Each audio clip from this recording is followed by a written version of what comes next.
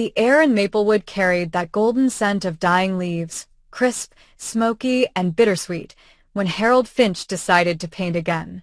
He hadn't touched a brush in almost 7 years. Not since Eleanor died. The little house on Sycamore Street still smelled faintly of her lavender soap and the coffee she used to make every morning, humming off-key while sunlight slipped through the lace curtains. But now it was quiet, too quiet, except for the creak of the old rocking chair and the ticking of a clock that seemed to count down the minutes instead of keeping them. Harold was 72, retired and mostly invisible. The neighbors waved out of politeness. The mailman lingered for small talk that both knew didn't matter.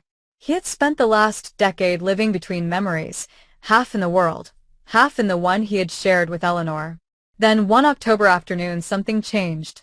He was sitting by the window, the one overlooking the big oak tree, when he noticed a little girl standing on the sidewalk, her hands outstretched as leaves drifted down around her.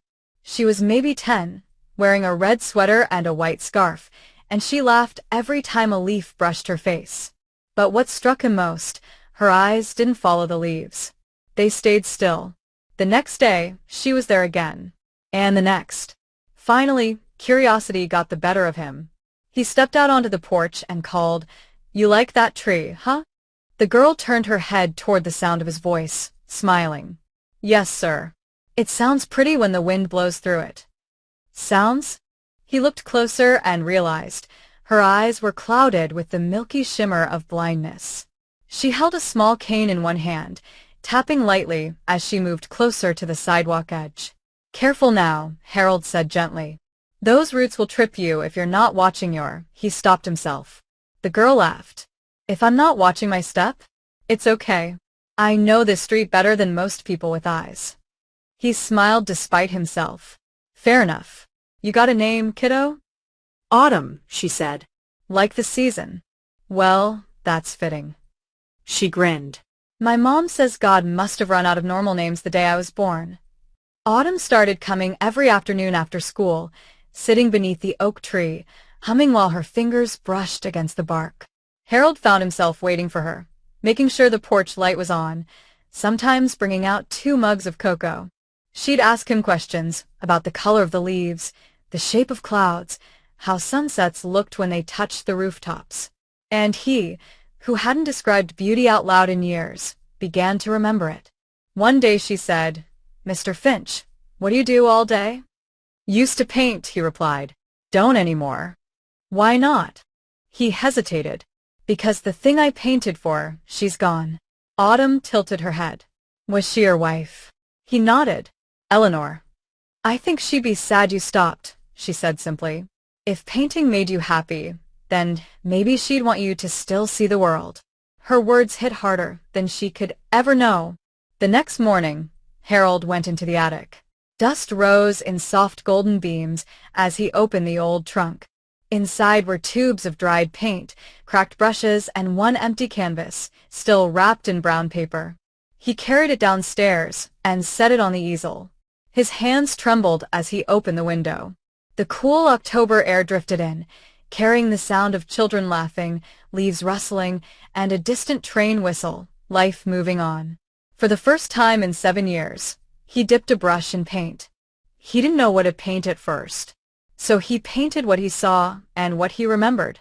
The oak tree outside, the little girl beneath it, the light on her face as she tilted toward the sound of wind. And slowly, the world began to return. Days passed. Autumn came by each afternoon, her backpack slung over one shoulder, her cane tapping rhythmically. One day, she brought a small portable radio. "It's my mom's," she said. "She lets me listen while I do homework." They sat together listening to old jazz songs. Harold painted while Autumn described what she heard. "This song feels blue," she said once. "Not sad, just deep blue, like water." Harold smiled. "You see with your ears, don't you?" "And with my heart," she said matter-of-factly. He laughed. "Maybe that's better than eyes." Then came the news. One morning, Autumn didn't show up. 2 days passed. 3. The bench under the oak tree stayed empty. Harold asked around the neighborhood. Someone said her mother worked double shifts at the diner across town, that they lived in a small apartment near the edge of Maplewood. He didn't have her number. He didn't even know her last name.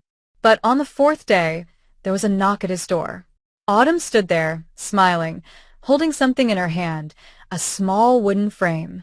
"My mom said I should give this to you," she said. "It's my baby picture. So you know what I look like, in case you ever want to paint me." Harold took it gently. The photo showed a toddler with pigtails, laughing in a pile of leaves. "Where have you been?" he asked softly. "Hospital," she said. My eyes hurt again. Doctors said they might not get better this time. He felt his throat tighten. "I'm sorry, sweetheart." She smiled. "Don't be. I still see plenty. Like your voice, it sounds like wood smoke and coffee."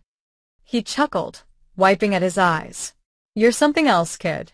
Over the next week, Harold painted nonstop. He painted Autumn's laughter, her courage, the light she somehow carried in her blindness. But one morning, as the first snow threatened in the gray sky, he found himself painting something new. Not the tree, not the house, but a window. Through it, he painted the world as Autumn described it. Blue music, golden wind, red laughter. He called it Autumn's window. When she came that afternoon, he took her hand and guided it across the canvas. She traced the shapes with her fingertips, smiling. "It feels like light," she said. "It is light," he whispered. "You're a kind of light." Winter arrived, and with it, silence. Autumn stopped coming again. Harold called the diner where her mother worked, but no one picked up. Weeks passed. The snow thickened. Then one evening, a letter arrived. It was written in careful handwriting. "Dear Mr. Finch, this is Autumn's mom. I wanted to thank you for being her friend. She passed away last week. Her heart failed while she was sleeping.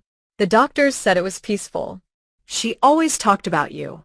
Said you helped her see the world. I thought you should know. With love, Sarah." The letter trembled in Harold's hands. He sat in silence for hours.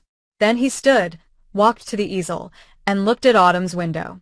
The colors glowed in the lamplight, bright, alive, defiant against the darkness. He touched the canvas, whispering, "Thank you, kiddo. You helped me see, too." Spring came early that year. The oak tree outside his window bloomed again. At the town's summer art fair, Harold entered Autumn's window. He almost didn't go, but something inside him, something she'd left behind, pushed him forward. The painting won first prize. When they asked what inspired it, Harold said quietly, "A girl who could see without eyes." Every evening after that, he sat by the same window, brush in hand, painting light the way Autumn had taught him, not as it looked, but as it felt. And sometimes, when the breeze rustled the leaves outside, he swore he could still hear her laughter, bright, warm, and endless, in the wind that carried her name. The end.